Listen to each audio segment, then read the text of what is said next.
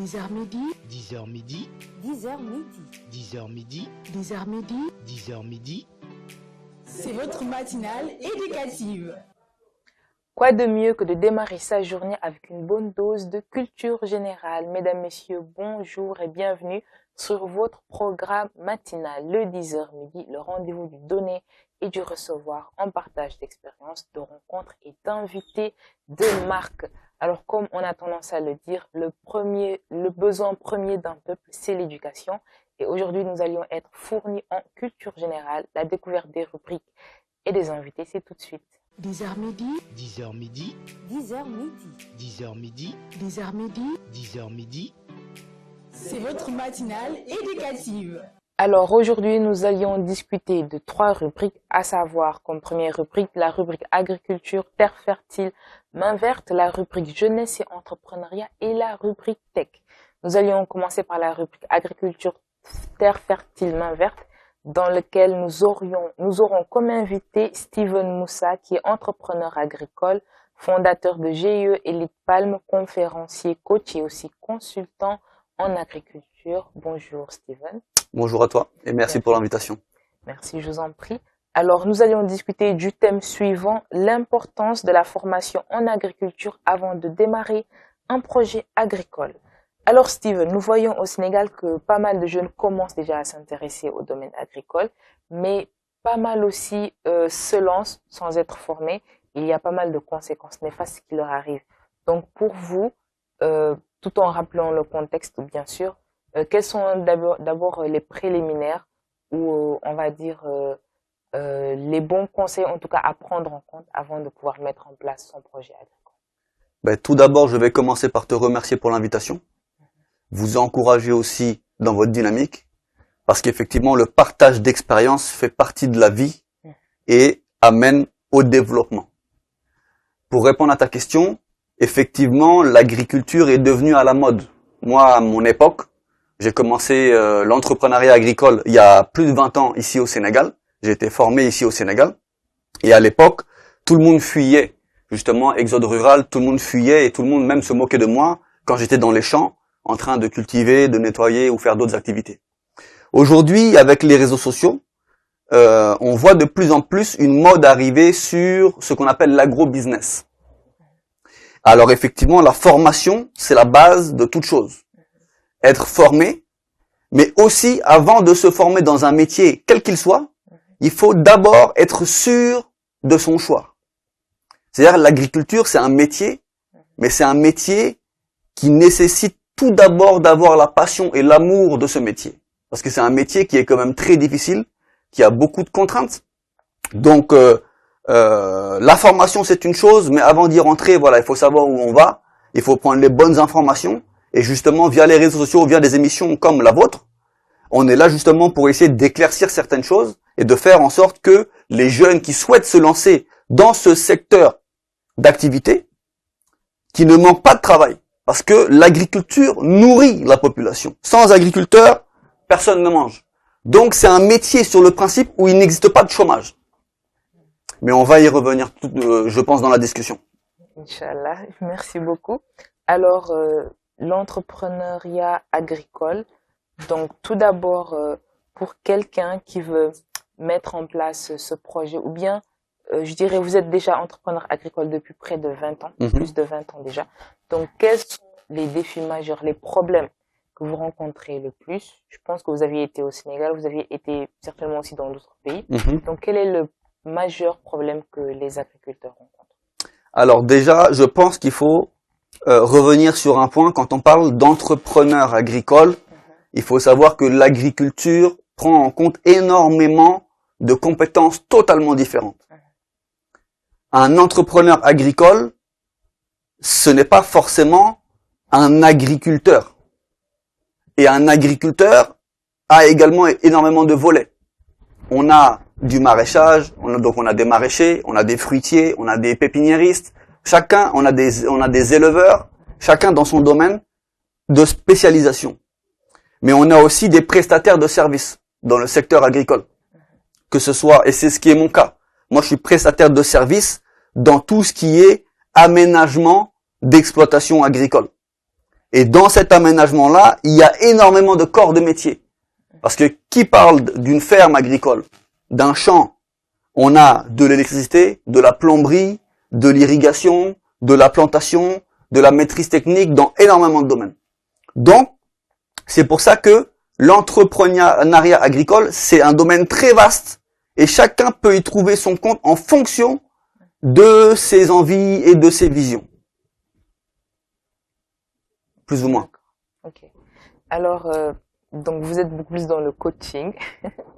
Et donc, vu que vous n'êtes pas, je vais dire, un paysan, un agriculteur, dans l'ensemble de vos coachings que vous avez eu à accompagner des personnes, quelles ont été leurs difficultés qu'ils ont eu à rencontrer, ou bien les défis au fait qu'ils voulaient surmonter par rapport à vos services? Écoute, en fait, on a 3 catégories de profils.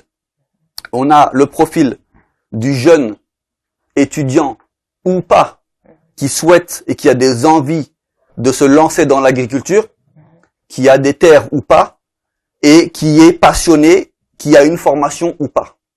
Donc là, moi, on me contacte, ces jeunes-là me contactent, et j'essaye d'échanger avec eux, comme on le fait aujourd'hui, sur ma vision des choses, et j'essaye de leur apporter des suggestions par rapport à leur profil. Ça, c'est une chose. Ensuite, il y a le profil des investisseurs.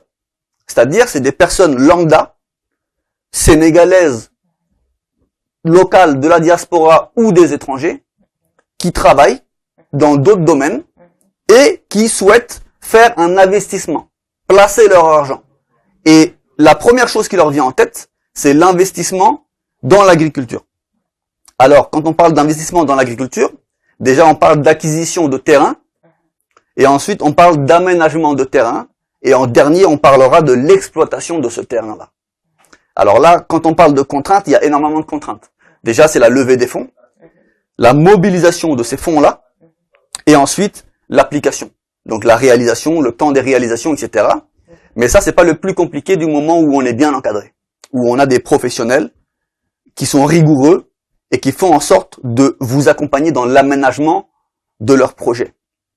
Mais ensuite, c'est comme acheter une voiture. On peut acheter une voiture, mais il faut savoir la conduire. Et aussi, il faut pouvoir avoir les fonds pour mettre le carburant, pour arriver à destination. Donc, c'est exactement la même chose dans un projet d'investissement, qui soit agricole ou autre. Donc, juste pour finir sur ça, par rapport à la plus grande contrainte que ces profils d'investisseurs rencontrent, c'est la contrainte au niveau de la ressource humaine. Ça, c'est un très grand problème au Sénégal. C'est que beaucoup de gens se plaignent de ne pas avoir de travail, mais quand on leur offre la possibilité de travailler dans ces fermes, très rapidement, ils retournent la situation et commencent à créer des problèmes ou voire même quittent complètement ce poste. Parce qu'encore une fois, l'agriculture, c'est un métier qui est contraignant, qui est difficile. On est en plein soleil sous 45 degrés, du matin au soir. Alors, on a l'employé agricole et on a l'agriculteur, le fermier qui vit dans sa ferme 24 heures sur 24. Et c'est là où les gens doivent être confiants, qu'ils aient conscience que l'agriculture, avant d'être un métier, c'est un mode de vie. Si vous n'avez pas la volonté et si vous n'êtes pas prêt à vivre cette vie-là, je vous conseille de ne pas rentrer dedans. D'accord. Donc ceux qui sont pressés de se faire de l'argent sans effort, voilà. Donc Exactement. C'est déjà un autre projet. Et ce que vous avez dit aussi, c'est très intéressant. Ces personnes qui sont au chômage, ils se disent que je dois travailler dans un bureau, dans un endroit climatisé, ou avoir un emploi en tout cas dans lequel je ferai pas beaucoup de choses, mais que je percevrai des sous à la fin du mois. Alors ce travail dur dont vous parlez, du matin au soir, et de dire aussi que l'agriculture avant tout c'est un mode de vie et qu'il faut avoir ça à l'esprit et travailler ça psychologiquement. Donc vous, qu'est-ce qui vous a motivé vraiment à vous tourner vers l'agriculture? Moi, à l'époque, en fait, moi je suis arrivé en Afrique, j'avais 16 ans. Je suis arrivé au Togo. Au Togo, j'étais installé dans des fermes villageoises où je participais avec eux dans les travaux agricoles. Ensuite, j'ai traversé le Burkina Faso pour arriver au Mali. Et là, pareil, j'étais dans un village où je participais aux travaux agricoles. J'accompagnais en fait les femmes de la famille dans les champs pour la préparation de la campagne de saison des pluies à l'époque en 2003. Et en fait, ça s'est fait naturellement. Ça n'a pas été un choix, ça n'a pas été une contrainte. Naturellement, j'ai accompagné ces filles-là dans les champs. Et en fait, une petite histoire d'amour est rentrée dans la dynamique. Malheureusement, j'ai eu le palud cérébral à cette époque-là. On m'a soigné et très peu de temps après, on m'a dit que j'allais partir au Sénégal. Donc j'allais quitter cette famille et je suis arrivé au Sénégal. Bon, en arrivant au Sénégal, bon, certaines choses se sont passées et j'ai pris la décision et j'ai demandé à mon tuteur à l'époque s'il était possible que je reste au Sénégal pour faire une formation agricole. Et c'est là où l'histoire a commencé. Mais l'agriculture est rentrée en moi depuis le Mali. Avec cette volonté ferme d'apprendre l'agriculture. Et en fait, après, c'est du fil en aiguille, en fait. Et puis, c'est surtout le mode de vie rural, isolé, au calme, en dehors de la modernité qui devient un peu du grand n'importe quoi. Et on le voit, de toute façon, avec Dakar et les grandes villes. On voit que, bon, c'est un peu l'anarchie. Donc voilà, en fait, c'est un tout qui a fait que, et puis c'est surtout le destin. C'est la destinée qui a voulu que je rentre dans la grande famille de l'agriculture. D'accord. Et nous sommes quand même ravis de savoir cela. Alors, tout juste, vous venez de dire que vous avez eu à accompagner des femmes en saison des pluies pour les encadrer carrément dans l'agriculture. Et quand vous étiez là-bas, en saison des pluies, déjà, il y a pas mal de gens ici au Sénégal qui disent qu'ils ont des problèmes. Et que bon, par exemple, avec la récolte de l'oignon, les oignons pour qu'ils suivent, que ce soit oignons, pommes de terre ou même d'autres légumes qui sont là. Et vous, quelle expérience est-ce que vous aviez eue sur la récolte des légumes ou des fruits en saison des pluies? Alors là, on en revient à la formation. Parce que toute spéculation nécessite des compétences. Moi, je suis pas spécialisé en maraîchage. Mais j'ai quelques notions. Par exemple, pour l'oignon, il y a des méthodes de culture, il y a une époque de récolte, il y a un cycle à respecter pour que quand l'oignon est récolté, il soit conservable le maximum de temps. Ensuite, il y a les conditions de stockage et de conservation qui rentrent en compte. Le problème que moi je vois souvent, par rapport à l'oignon par exemple, c'est que les agriculteurs, que j'appellerais lambda, les débrouillards, ne maîtrisent pas forcément toutes ces données techniques, vont peut-être utiliser des engrais à des mauvaises périodes, vont peut-être récolter trop tôt ou trop tard, et surtout n'ont pas forcément la capacité de stocker leur récolte. Donc c'est des produits qui sont pas forcément finis et qui se retrouvent sur un marché dans des conditions, on voit les légumes en plein soleil, etc. Donc forcément c'est pas les conditions idéales pour conserver tout ça.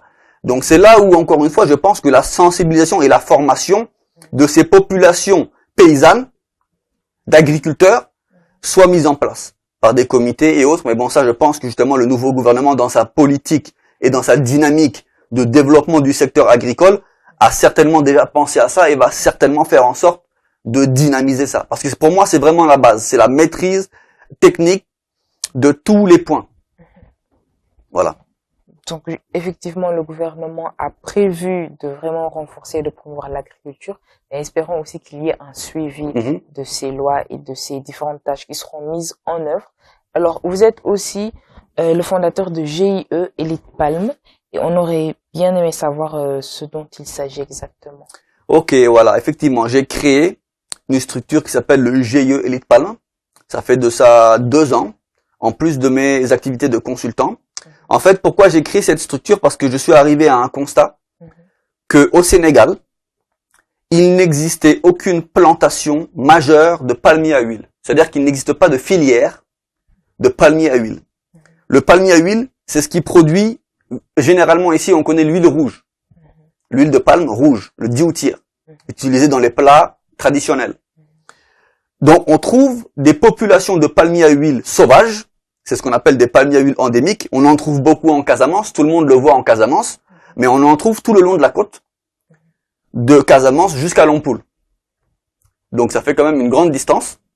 On en a ici à Dakar. Il y a quelques plants de palmiers à huile qui traînent ici. Dans la zone des Niayes aussi, pareil. Et donc, de ce constat-là, j'ai fait des recherches au niveau international pour savoir comment on peut faire pour créer ici et structurer ici au Sénégal une filière sur une base fiable. C'est-à-dire que dans l'agriculture, la première chose à maîtriser, c'est la qualité du matériel végétal. C'est-à-dire la semence, la graine, l'origine de cette graine, l'origine de la variété. Donc j'ai fait des recherches et je suis arrivé à une conclusion qu'une certaine structure s'appelant Palmélite, filiale du CIRAD. CIRAD, c'est un très grand centre de recherche agronomique de renommée internationale qui fait de la recherche depuis des décennies, voire même plus d'un siècle, en termes agronomiques. Et donc la filiale Palmélite est spécialisée dans la recherche sur le palmier à huile. Ils sont présents en Afrique, en Amérique du Sud et en Asie. Et ils ont principalement travaillé sur la recherche en Afrique pour obtenir des variétés résistantes à certaines maladies endémiques ici en Afrique et aussi résistantes au climat, qui n'est pas forcément idéal pour le palmier à huile par rapport à la pluviométrie, l'hygrométrie, etc. Donc de ce constat-là, j'ai pris la décision sur fonds propres avec des associés qui m'accompagnent dans l'aventure de créer cette structure et de devenir partenaire principal et exclusif de Palmélite au Sénégal et en Gambie. Donc nous, ce qu'on fait, c'est qu'on achète les semences certifiées, qu'on fait venir ici au Sénégal de manière tout à fait légale et structurée. On produit des plants de palmier à huile certifiés ici au Sénégal, qu'on propose à la vente à des clients, à des investisseurs et à des bailleurs de fonds qui sont intéressés pour investir sur cette filière. D'accord. Voilà. Alors bon, on va dire que c'est une filière très en vogue, mais c'est aussi une filière qui reçoit pas mal de critiques. Parce qu'on dit par exemple que l'huile rouge est utilisée par certaines industries cosmétiques et autres. Certains disent que ça cause le cancer. D'autres disent que ça détruit le sol. Vu que vous êtes un expert, vous pourriez m'en dire plus. Il y en a, ils disent que ça, on va dire, ça prend, genre ça détériore carrément le sol et que, par exemple, en Amérique du Sud, je sais pas, oui, je pense bien que c'est en Amérique du Sud, ça cause la disparition des orang-outans. Donc, comparé à toutes ces critiques, quel est votre avis? Alors là, c'est une très bonne question que tu me poses. Et justement, ça va permettre aux gens de comprendre. Ce qu'il faut comprendre, c'est que sur notre terre, il y a ce qu'on appelle les stratégies géopolitiques. Si aussi vous pouviez intégrer le Wolof comme ça, que toute la... Il y a pas de problème. Aujourd'hui, on est dans un monde qui est contrôlé par l'Occident. D'accord? L'Occident, aujourd'hui, n'a pas intérêt à voir les pays qu'on appelle les pays en développement se développer. Pourquoi? Parce que c'est pas dans leur intérêt économique. Donc, ils cherchent des moyens de discréditer certaines filières ou certaines exploitations. Par rapport au palmier à huile, le palmier à huile, alors il y a deux choses à prendre en compte. Le premier aspect, c'est l'aspect écologique.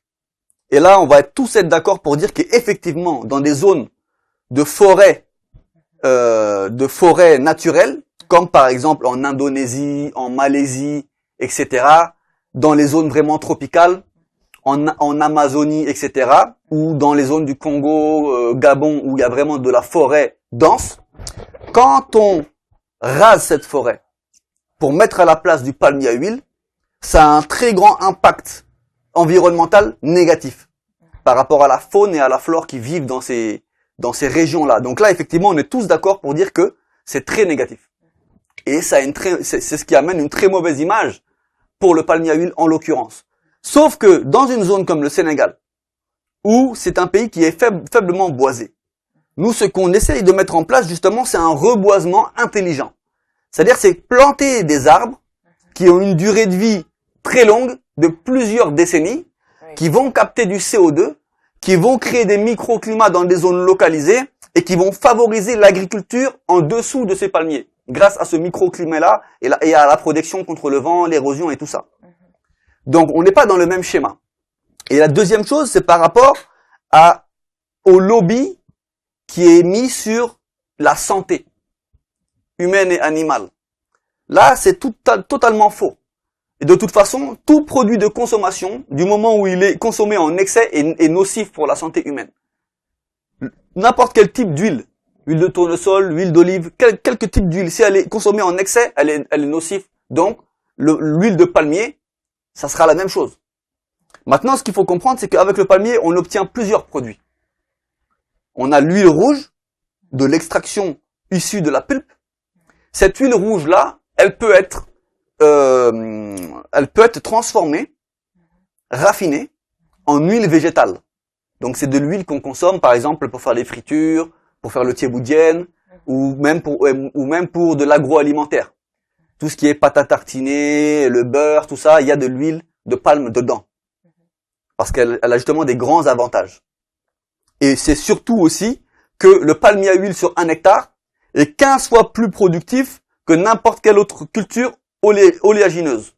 Que ce soit de l'arachide, que ce soit du tournesol, peu importe. Donc ça, déjà, c'est une première chose. Et la deuxième chose, c'est que, justement, la création économique de cette filière-là, elle est énorme pour les populations locales. Donc, pour répondre à cette question-là, il faut pas se fier, et je pense que justement les générations actuelles, les nouvelles générations, savent très bien que l'Occident manipule beaucoup l'opinion publique dans son intérêt personnel, pour éviter que les pays en développement se développent. Donc moi, j'encourage toutes les personnes toutes les personnes qui souhaitent investir dans une filière à gros potentiel, mais surtout à un grand impact local, le palmier à huile est une très bonne option. Mais à condition que ce palmier-là soit de qualité certifiée. Ça aussi, c'est un point très important. D'accord. Alors, merci quand même pour ça. Et de ce fait, j'allais même souligner, quand on fait, par exemple, des recherches sur l'huile de palme ou l'huile de palmiste qui est dérivée des noix, carrément du fruit de palmier, on voit carrément pas de recherche, même sur Wikipédia, il y a très peu de recherches. Mais comme vous l'aviez dit, on va dire que les Africains ont été faibles par rapport à la technologie et aussi, on va dire, à l'écriture qui est déjà là, vu que nous n'avions pas de contrôle sur ça. Et donc, nous croyons à tout ce que nous voyons. Et du coup, quand ce n'est pas écrit, quand il y a ça qui est dit, nous-mêmes, nous croyons à cela, alors qu'au village, nos mamans, nos grands-mères, quand elles l'utilisent, on est quand même en train de se poser la question, est-ce que ce ne serait pas paradoxal? Ils disent que c'est pas bon, et pourtant, nous, on se soigne avec, dans la pharmacopée, on le voit, et on en consomme, et jusqu'à présent, voilà, on n'a pas de maladie et autres. Donc, quand même, il y a des questions à se poser par rapport à cela.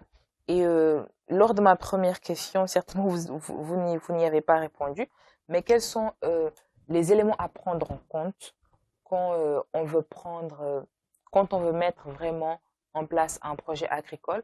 Par exemple, la personne qui va produire, on va dire, des jus de bissap et qui dit est-ce que ce serait pas bien que j'ai une plantation ou que j'achète carrément chez un fournisseur, que je parte directement en acheter au marché, alors que si par exemple on veut mettre un projet en place, il y aura de l'investissement à prendre en compte. Donc quel est votre conseil pour ces personnes qui veulent mettre en place cela et sans avoir un aperçu global au fait de ce qui les attend? Bah en fait, tout dépend de la stratégie et de ce qu'on souhaite atteindre. Parce que comme j'expliquais tout à l'heure en off, on a une grande contrainte en tant qu'exploitant. La contrainte principale qu'on rencontre, comparativement aux paysans, aux villageois, c'est que l'exploitant a des charges, a des coûts de culture. C'est-à-dire qu'on prend l'exemple du bissap. Aujourd'hui, tu fais 1 hectare de bissap. En dehors du coût de la semence, du semis et de la main-d'œuvre pour l'entretien de ce champ-là, jusqu'à la récolte, on a encore après tous les coûts de récolte et de traitement des calices, etc., du séchage, jusqu'à que le produit soit prêt à être transformé en jus ou autre.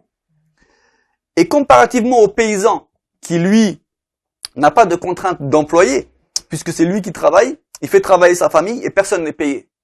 Et ils n'ont pas forcément la vision et comment on peut dire ça, ils n'ont pas forcément conscience du coût de revient de leurs produits. Donc la différence à l'arrivée, elle est énorme. Maintenant, tout dépend du coût qu'on a nous à la production. Donc la personne qui souhaite investir dans une filière ou dans un projet, tout va dépendre de la finalité. Si c'est pour vendre comme les autres au bord de la route, etc., ou si c'est pour transformer et apporter une plus-value, c'est tout ça qu'il faut prendre en compte. Et c'est surtout, il y a un point très important, c'est que quand vous maîtrisez de A à Z la chaîne de valeur, c'est-à-dire du semis à la culture, à l'entretien de la culture, à la récolte jusqu'à la transformation, vous pouvez garantir à votre client la qualité du produit. Et ça, c'est une plus-value qui doit être prise en compte dans le prix de vente. Mais bon, là, c'est un peu plus complexe, c'est des choses où il faut prendre le temps de rentrer dedans. Après, c'est beau, voilà, il y a beaucoup de facteurs à prendre en compte pour n'importe quelle filière. Donc voilà, j'espère avoir répondu à la question. D'accord. Alors, juste pour y apporter plus d'éclaircissements, comme vous avez dit, les paysans qui sont au village, eux, ils sont déjà en fait dans le milieu. Autrement dit, bon là, je vais encore prendre les noix de palmier comme exemple pour ceux qui produisent l'huile de palme en Casamance. Donc, ils habitent déjà en fait dans le milieu. À côté de ta maison, il y a un palmier à huile qui est là. Tu pars, juste tu cueilles et après tu vas voilà préparer ça avec ta famille. Et que si par exemple c'était l'entrepreneur agricole, pour cueillir déjà c'est un investissement. Voilà, pour d'abord mettre en place la plante, voilà. Pour aller cueillir c'est un investissement. Pour décortiquer, pour trier c'est un investissement. Pour décortiquer et pour après encore la transformation et aussi la mise en bouteille ou autre, c'est... Exactement. Et puis, en entrepreneuriat, d'habitude, en entrepreneuriat agricole, même, je vais dire, ceux qui font l'erreur, bon, que ce soit en agriculture ou même dans d'autres domaines, les gens, quand en fait, par exemple, la matière première provient de la famille, eux, ils vont pas insérer ce coût. Et que dans un futur proche, peut-être, ta famille ne sera pas là pour te le donner tout le temps. Et donc là, ce serait mieux que dès le départ, tu puisses mettre ce coût de revient, cette dépense dans le coût. Comme ça, quand tu vas mettre en place ton prix d'achat, tu n'auras pas de problème à l'avenir en changeant des prix, en augmentant. Après, les gens vont te critiquer ou que tu vas perdre tes clients. Donc ça, c'est vraiment à prendre en compte. Tu vois, juste, je me permets, pour te donner un exemple, là, on approche de la Tabaski. Et ça, c'est un très bon exemple qui rejoint ce qu'on est en train de dire. Quand tu as les Dakarois qui ont leurs moutons en haut du bâtiment, et ce mouton-là, ils achètent du foin, ils achètent de l'aliment toute l'année pour engraisser et entretenir ce mouton. Plus les frais vétérinaires, etc., le frais d'entretien, même si ça leur coûte rien parce que c'est eux qui entretiennent ce mouton-là. Et quand tu sors dehors et qu'ils te disent que le mouton-là, il vaut 300 000, 400 000, 500 000, est-ce qu'ils ont calculé tout leur coût, le coût de revient de ce mouton-là, comparativement au berger qui, lui, est dans la forêt et qui passe son temps à marcher, à chercher des brins de paille par terre, et qui alimente au minimum son mouton. Tu vois ce que je veux dire? C'est pour ça que tout ça doit être pris en compte. C'est-à-dire que quand on fait un investissement, la rentabilité, c'est le minimum qu'on recherche. Maintenant, il faut savoir être raisonnable dans la marge qu'on souhaite obtenir dans un produit. Mais il faut savoir aussi chiffrer et distinguer tous ces points-là. C'est-à-dire le coût d'investissement qu'on a, les charges réelles fixes qu'on a, et potentiellement le prix de vente avec la marge pour ce qu'on puisse évoluer. Parce que c'est quand on fait une marge qu'on peut évoluer dans un business. Et surtout, ne pas vendre à perte. Surtout.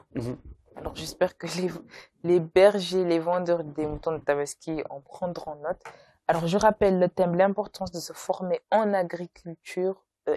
L'importance de la formation en agriculture avant de démarrer un projet agricole. Et même si c'est un autre projet, hein. Donc, Steven Moussa, vous êtes entrepreneur agricole, fondateur de GIE Elite Palme, consultant, coach, conférencier. Alors, on a débuté le thème en parlant que l'agriculture est vraiment un effet de mode, mais que ce n'est pas un effet de mode que voilà, on doit s'y lancer aveuglément et que ceux, en tout cas, qui veulent vraiment se faire de l'argent rapidement n'ont pas leur place dans ce monde parce que c'est un monde, l'agriculture est un monde en fait, dans lequel il faut avoir à l'esprit que ça va être un mode de vie. Un mode de vie, c'est-à-dire que tu vas être sous le soleil à 45 degrés du matin au soir et qu'il faudra être très, très, très patient pour avoir une récolte de qualité. Vous avez aussi parlé de la contrainte qui est remarquée dans pas mal de pays d'Afrique, autrement dit la main-d'œuvre déjà, et surtout une main-d'œuvre qualifiée, hein. Quelqu'un qui puisse aimer son travail et aussi de la qualité du matériel végétal. Donc, il y a des entreprises qui exigent vraiment quand par exemple vous dites que le produit soit bio, déjà vous devriez vous assurer, vous l'entrepreneur agricole, que toutes les étapes auxquelles le produit est passé sont vraiment passées de manière, on va dire, normale déjà, et que ça soit bien supervisé et surveillé. Et vous êtes aussi dans le coaching, vous aviez parlé de 3 catégories de personnes qui veulent être accompagnées, autrement dit les étudiants, les entrepreneurs et aussi les investisseurs. Il y a beaucoup de choses à prendre en compte et lui, il est carrément sur l'accompagnement de l'aménagement des terrains et aussi des stratégies à mettre en place pour pouvoir réussir son projet agricole. Voilà, donc vous êtes passé notamment au Togo, au Mali, en Guinée et maintenant au Sénégal. Et vous aviez aussi parlé de l'aspect écologique qu'il faut prendre en compte. Et avec GE et les palmes, ce que j'ai aimé, c'est la sensibilisation que vous avez eu à dire concernant en fait la démarche de l'Occident par rapport à nous les Africains et qui sont là tout d'abord pour leurs intérêts et que les palmiers à huile que vous vouliez mettre en place, que vous êtes là tout d'abord pour dire un reboisement nouveau parce que le Sénégal n'a pas les mêmes caractéristiques que par exemple au Gabon ou en Guinée équatoriale concernant la végétation bien sûr et qu'il peut y avoir un reboisement total qui est là et que ces palmiers à huile qui sont tout le temps critiqués captent déjà du CO2. Donc nous voyons que l'Afrique débourse chaque année des millions, je vais même dire des milliards avec la différence, avec les réunions des différentes COP qui sont en train de se passer, la conférence des partis, et que d'après eux, nous sommes en train de participer au réchauffement climatique, mais si nous voyons les choses, est-ce que nous y participons vraiment? Et que le palmier à huile, comme il capte le CO2, comme c'est un bon projet, surtout pour les Sénégalais qui s'intéressent à l'agriculture. Et vous aviez aussi spécifié que sur 1 hectare de palmier à huile, c'est beaucoup plus rentable de beaucoup plus de culture. Et par là aussi, je vais dire que j'avais vu une information l'année dernière sur le palmier à huile, sur l'huile de palmiste carrément, qui disait que maintenant on l'utilise comme biocarburant et qu'en Inde, Tout à fait. il y avait un premier avion qui avait démarré grâce à l'huile de palmiste comme huile de moteur. Alors, je pense que nous avions fait un tout petit peu le tour du thème. Donc, qu'est-ce que vous aviez à dire à ces petits entrepreneurs qui démarrent, à ces entrepreneurs sénégalais qui ne savent pas encore où mettre les pieds? Qu'est-ce que vous voulez laisser comme conseil? Alors, je vais me permettre juste d'ajouter quelque chose. C'est que l'aspect environnemental est crucial et primordial pour notre planète. On est dans un monde de réchauffement climatique dû aux émissions de CO2, à la pollution, à cause de l'homme, à cause du mode de vie de l'homme actuel. Et comme tu viens de le dire à l'instant, l'Afrique, aujourd'hui, malgré la population qui augmente, etc., malgré les véhicules usagés et tout, ne fait pas partie des plus gros pollueurs. Mais quand on prend un pays comme le Sénégal, qui est déjà sous-boisé, qui est très faiblement boisé, et qui subit malheureusement le déboisement massif des quelques arbres qui nous restent, que ce soit en Sénégal oriental, en Casamance, et même ici dans les zones beaucoup plus sahéliennes où il n'y a pas beaucoup de massifs forestiers. Il est très important que les populations comprennent et la sensibilisation là-dessus est très importante. C'est pour ça que je parle de reboisement intelligent. C'est-à-dire que quand on plante des arbres, que ces arbres-là aient un intérêt multiple pour les populations. Parce que l'intérêt sur le climat, il est invisible. La captation de CO2, la création du microclimat vient plus tard, mais toutes ces choses-là sont invisibles pour la population dans l'immédiat. Et on sait très bien qu'ici, en règle générale, les populations de base, elles, ce qui les est important, c'est tout de suite. Qu'est-ce qu'on y gagne tout de suite? Et c'est pour ça aussi que le reboisement, la plantation de fruitiers ou par exemple du palmier à huile, ils ont du mal à l'intégrer. Pourquoi? Parce que le palmier à huile ou un arbre fruitier, il faut 3, 4, 5 ans avant qu'il commence à produire quelque chose. Il faut l'entretenir pendant ce temps-là. Il faut le protéger pendant ce temps-là. Des animaux divagants, etc. C'est-à-dire qu'il y a un contexte général qu'il faut essayer de revoir. Et la sensibilisation des populations, c'est la base. Tant qu'on continue comme ça, on peut injecter tous les milliards qu'on veut, tant que l'environnement n'est pas pris en compte, on risque d'avoir un problème. Donc, par rapport au palmier à huile, juste pour clôturer ça, le palmier à huile, il a un impact multidimensionnel à prendre en compte. En termes environnemental, en termes de développement durable et en impact social immédiat. Quand on prend une zone qui est déboisée, on y plante des palmiers à huile. À partir de la 3e année, on commence à récolter des régimes. Ces palmiers à huile-là, plus ils poussent, plus ils créent un microclimat qui sécurise la parcelle et on peut y injecter d'autres cultures en interligne, du maraîchage, des céréales, du fourrager, et on peut créer des projets qui vont impacter des zones ciblées. Donc les populations locales, au lieu de fuir leur zone pour aller en ville, pour chercher du travail, pour être sous-payées, elles peuvent rester dans leur environnement de base si on les accompagne avec un environnement favorable. Et la création de richesses. Donc tout ça, c'est une chose qu'il faut prendre en compte. Alors pour clôturer, pour encourager, si j'ai un message à donner aux jeunes, à la nouvelle génération qui souhaitent rentrer dans l'agriculture, parce qu'on parle d'agriculture, ce qu'il faut pas oublier, c'est que l'agriculture, c'est un métier du vivant, dans toutes ses branches. Parce qu'on a l'élevage, l'agriculture, le maraîchage, l'arboriculture, tout, la pisciculture, tout ça fait partie de la même famille. Mais toute cette famille-là fait partie du vivant. Le végétal, l'animal, c'est du vivant comme nous, les êtres humains. Ça nécessite de la patience, de l'entretien, de la surveillance et surtout de la rigueur. C'est pour ça qu'on parle d'un mode de vie. Il n'y a pas d'horaire de travail. Donc c'est là aussi où on fait la différence entre un employé qui lui est intéressé uniquement par son salaire à la fin du mois et un entrepreneur qui doit être intégré à 100% dans son projet. Donc le message que je peux lancer, c'est que faites en sorte de vous former, soyez patient, soyez conscient que le départ sera compliqué, même si vous devez être employé quelque part pour un salaire misérable ou un stage non rémunéré, le principal c'est que vous gagnez en expérience. Surtout, n'hésitez pas à circuler, à voyager. Le Sénégal est assez grand. L'Afrique de l'Ouest, avec la CEDEAO, permet aux résidents de la CEDEAO de circuler librement. Si vous avez bien évidemment un peu de monnaie pour les transports et autres. Et surtout, vos téléphones. Au lieu qu'ils servent à regarder des comédiens ou d'une grande n'importe quoi sur les réseaux sociaux, il y a énormément d'informations utiles sur Internet. En commençant par votre média.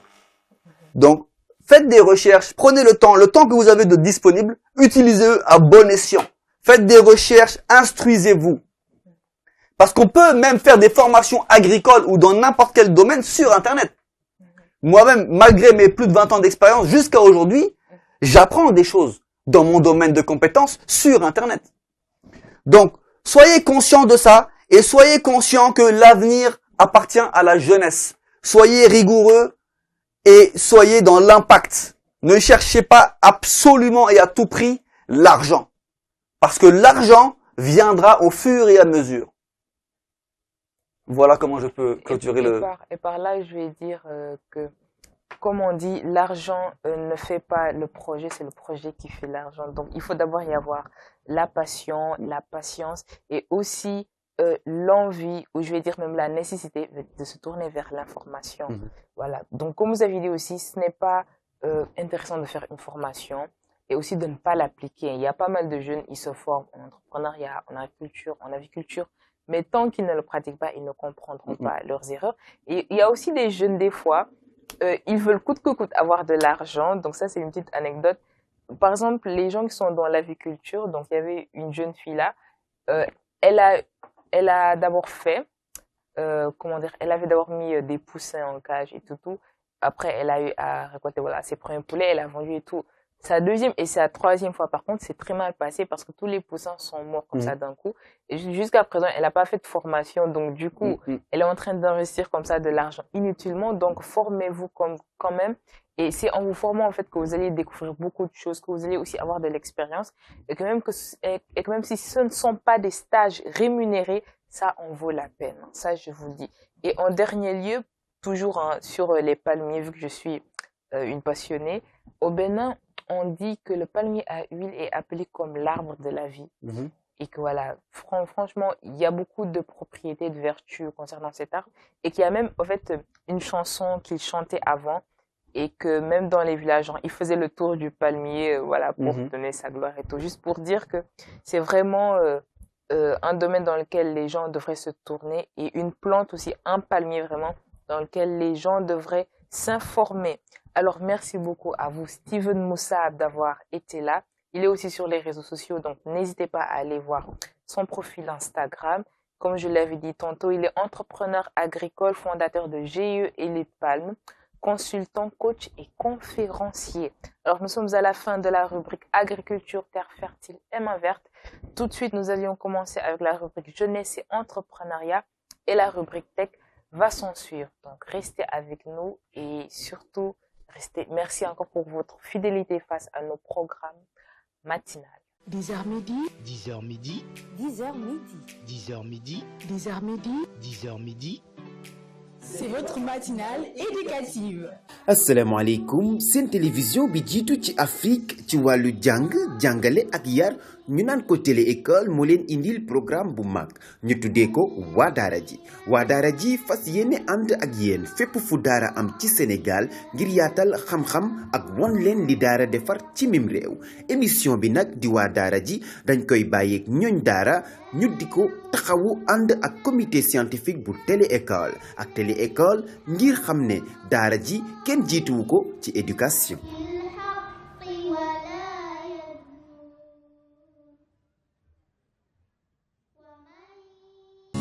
Gabirex soutient l'éducation. 10h midi, 10h midi, 10h midi. 10h midi, 10h midi, 10h midi. Nous accompagnons la première matinale éducative, le 10h midi, une initiative de Télé-École. 10h midi. 10h midi, 10h midi, 10h midi, Gabirex soutient l'éducation. 10h midi, 10h midi, 10h midi. 10h midi, 10h midi, 10h midi. Gabirex soutient l'éducation.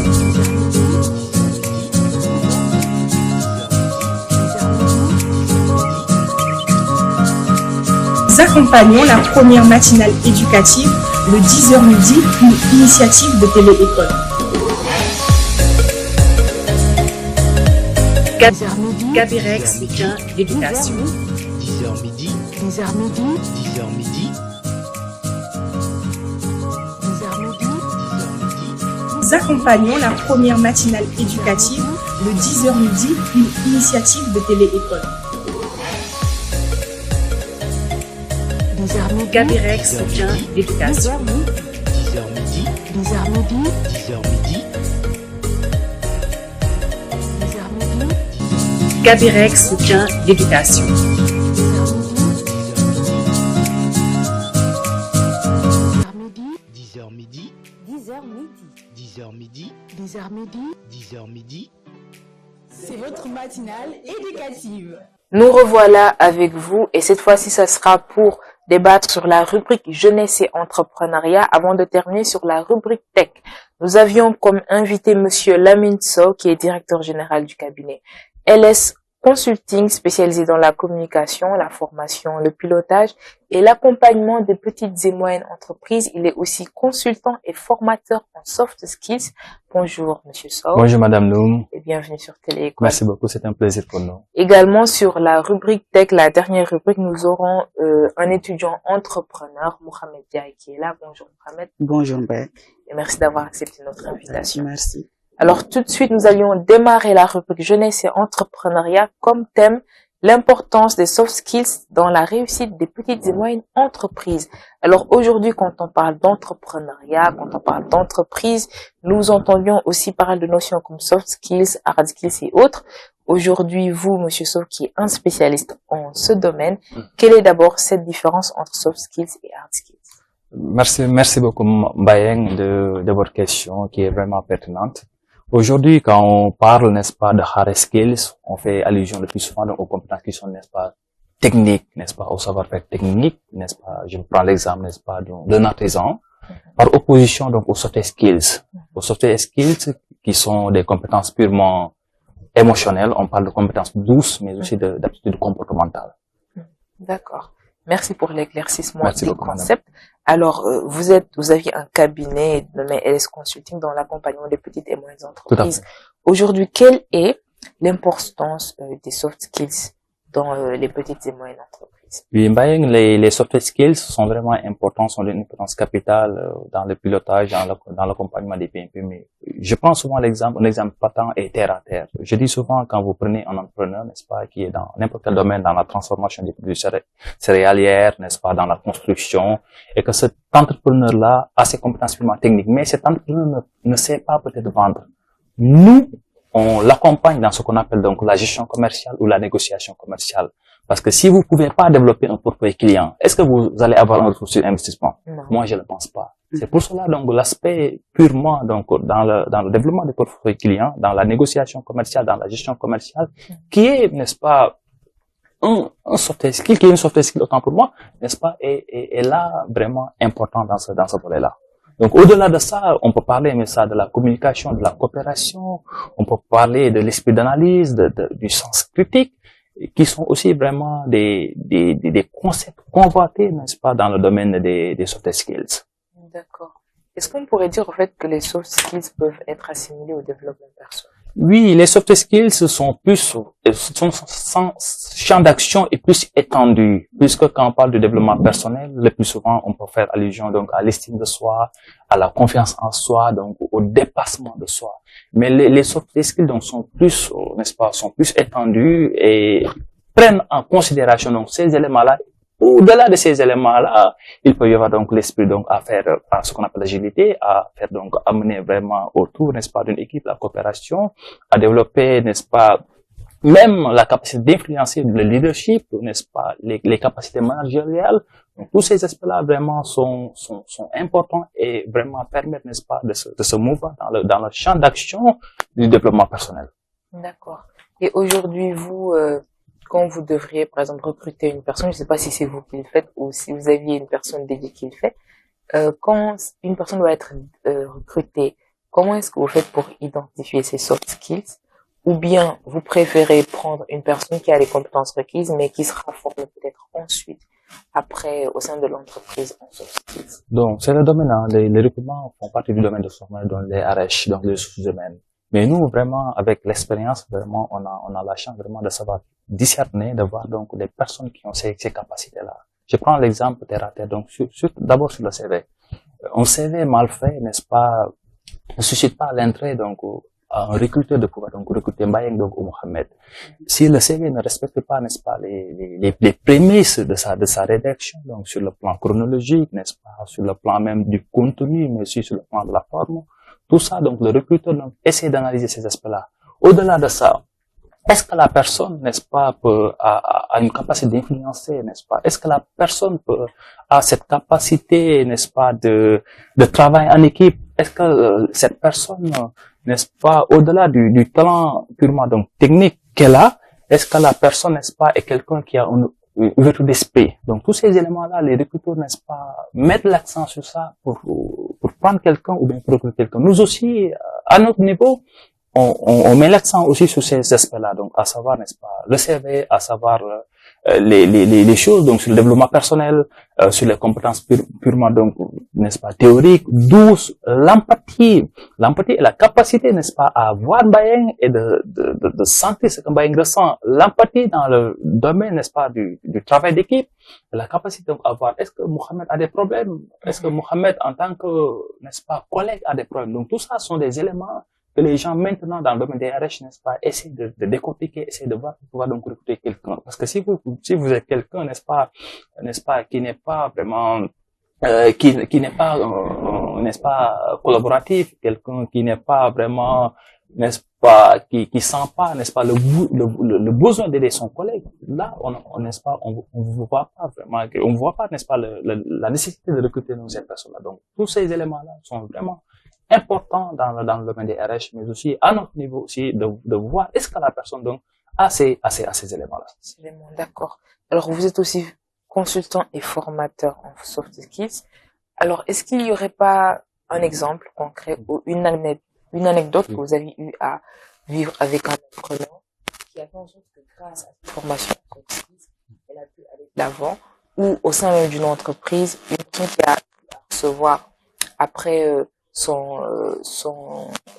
après avoir été employé, qui qui a eu à suivre une formation en soft skills au sein de l'entreprise a eu à faire des résultats, a pu faire un bond en avant en faveur de l'entreprise. Donc l'expérience nous a permis vraiment, on rend grâce à Dieu, le Tout-Puissant, qui nous a permis, n'est-ce pas, de participer à des séances, n'est-ce pas, de formation sur ça. Donc si je prends l'exemple peut-être du projet d'économie circulaire financé par la région Emilia-Romagna, n'est-ce pas, basé à Thiès avec Propas Industrie. Donc nous, on a formé ce qu'on appelle des entrepreneurs à fort impact, donc sur les soft skills, donc des gens qui savaient vraiment, n'est-ce pas, transformer le plastique, des gens qui savaient réutiliser le plastique, mais ces gens-là n'avaient pas des compétences pour pouvoir vendre, n'est-ce pas, ils n'avaient pas des compétences vraiment pour développer l'estime de soi, n'est-ce pas, le développement personnel, le dépassement de soi, donc et la confiance en soi. Au-delà de ça, on a participé avec au niveau du CESEC, avec le programme YALI, n'est-ce pas, basé donc à Washington, où on a développé des entrepreneurs, n'est-ce pas, qui sont au Sénégal et dans la sous-région, au Niger, au Tchad, sur ces domaines-là, à savoir donc l'entrepreneuriat purement social, mais aussi sur le domaine du soft skills. On a gagné des marchés, je ne veux pas citer le nom des marchés qu'on a eu avec le cabinet, où on formait n'est-ce pas, des entrepreneurs, n'est-ce pas, des start-upers sur ces domaines-là, donc la communication, le leadership transformationnel, donc le management 3.0. Et récemment, même dans les écoles de commerce, souvent, donc, en même temps, en tant que formateur, je suis dans les écoles de commerce où je donne des cours sur les soft skills où les étudiants, n'est-ce pas, dès le départ, manquaient ces compétences-là, manquaient vraiment des compétences purement émotionnelles, n'est-ce pas, la coopération, manquait vraiment l'estime de soi, le dépassement de soi, n'est-ce pas, l'habilité, tout ça. Donc, nous, vraiment, d'une manière très concrète, on a eu donc à avoir vraiment bénéficié des programmes ou de mentorat, des programmes ou en tant que formateur, mais aussi en tant que vraiment coach pour accompagner ces entreprises-là. D'accord. Alors aujourd'hui, on voit avec le YALI, il y a pas mal de formations qui sont offertes gratuitement. Mais pour pouvoir bénéficier de ces formations, il y a des questionnaires très longs qui sont là et qui, je vais dire, qui sont très sévères par rapport au choix dont ils vont faire pour sélectionner les personnes qui vont bénéficier de ces formations gratuites. Maintenant, au vu de cela, est-ce qu'on ne pourrait pas dire que ceux qui promouvoient les soft skills ne laissent pas de chance à ces personnes introverties, à ces personnes qui ne parlent pas beaucoup, à ces personnes en fait qui sont vraiment de nature, on va dire, je vais pas dire comme une statue, mais ouais, qui n'aiment pas vraiment aller vers l'autre? Est-ce que cette promotion est prise en compte? Parce que parfois, on entre dans les entreprises, à l'accueil, on voit des gens qui sont fâchés. C'est comme si, genre, tu lui avais fait quelque chose alors que toi, tu lui as rien fait, tu le vois comme ça. Donc, est-ce que vous qui êtes formateur dans ces domaines ou qui mettez en place des programmes, alors dans ce sens, vous prenez en compte cette catégorie de personnes qui de nature est comme ça et que, après tout, il doit forcément entrer dans le monde professionnel? Oui, tout à fait, Madame Loum. En fait, c'est l'objectif des soft skills. C'est l'objectif des soft skills. Pourquoi c'est l'objectif? Parce que vous pouvez voir quelqu'un, comme vous l'avez dit, un réceptionniste, vraiment, qui parfois, donc, a vraiment le visage un peu fermé. Bon, ça peut dû, donc, à beaucoup de choses. Peut-être c'est purement au sein de sa famille, c'est quelqu'un qui a des problèmes, n'est-ce pas, familiaux, qui a des problèmes, n'est-ce pas, sociétaux, ou bien qui a des problèmes, donc, puisque, donc, la vie, parfois, ne nous laisse pas parfois de chance. Mais nous, quand on prend cette personne-là, on développe chez elle beaucoup d'aptitudes comportementales pour qu'il puisse, n'est-ce pas, quitter un point A pour venir donc à un point B. Et ces programmes-là sont très conçus, n'est-ce pas, et sont donc ouverts donc à tout le monde. Vous êtes entrepreneur, vous êtes étudiant, quel que soit, n'est-ce pas, votre hiérarchie ou votre statut, ces programmes vous permettent vraiment de vous développer, n'est-ce pas, de passer à l'échelle, de quitter un point A pour arriver à un point B. Et ces programmes-là, c'est des programmes très bien réfléchis. Nous, on n'est pas dans la mise en œuvre n'est-ce pas, de ces programmes-là, mais on est plus dans l'aspect purement, donc, formation, dans l'aspect purement, donc, n'est-ce pas, développement. Et les gens qui conçoivent ces programmes-là, vraiment, c'est des hommes de l'art et qui ont vraiment une expérience vraiment avérée, qui connaissent le domaine des soft skills. Et vraiment, je pense que ces programmes-là, une fois que les gens sont recrutés, sont mis dans ces programmes-là, vous allez voir que la différence, n'est-ce pas, elle est faite et elle est là. D'accord. Alors, tout à l'heure, lors de l'éclaircissement des concepts entre soft skills et hard skills, là, on comprend qu'à l'école, en fait, on nous apprend ce que c'est on nous forme, en fait, à appliquer les hard skills. Autrement dit, les leçons, réciter et autres. Et que, En fait, est-ce qu'il ne serait pas préférable d'intégrer, par exemple, un atelier ou un programme dédié en soft skills pour inciter un tout petit peu la population, les jeunes, à la prise d'initiative? Parce qu'aujourd'hui, quand les entreprises sont là en train de recruter des jeunes, beaucoup de jeunes sont là en train de se plaindre en disant que oui, ils sont en train de demander 2 à 3 ans d'expérience et tout ça. Parce qu'il faudrait aussi savoir que les entreprises, eux, ils veulent, ils se sont fixés un objectif. Donc, ils peuvent pas aussi d'un côté, hein, ce n'est pas pour prendre parti, hein, d'un côté, prendre une personne qui n'a absolument aucune compétence. Et donc, du coup, à chaque fois, vous alliez devoir commencer à zéro, alors que vous deviez payer des impôts, vous aviez des charges, vous aviez aussi un personnel à donner un salaire.